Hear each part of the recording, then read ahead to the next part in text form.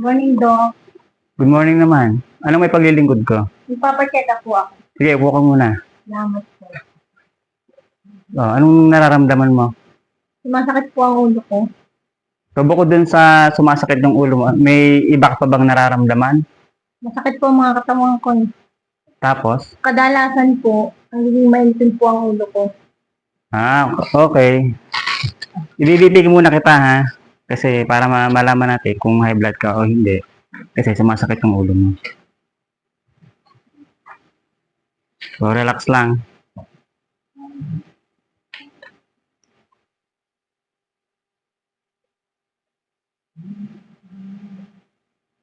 Okay.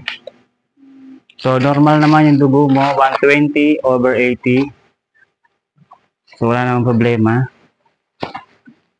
So, ang nakikita ko lang na problema is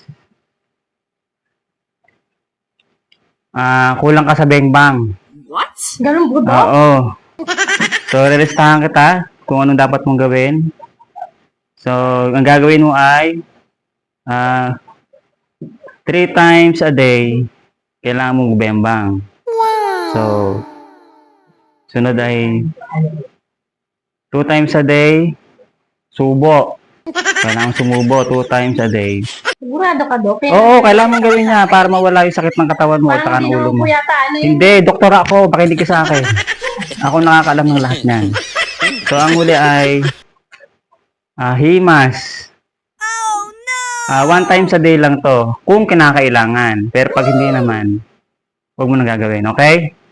So, itong gagawin mo. So, bumalik ka sa akin after 5 days kung nagawa mo na lahat yan para follow-up check-up ka sa akin, ha? Balik ka, iha. Sige na.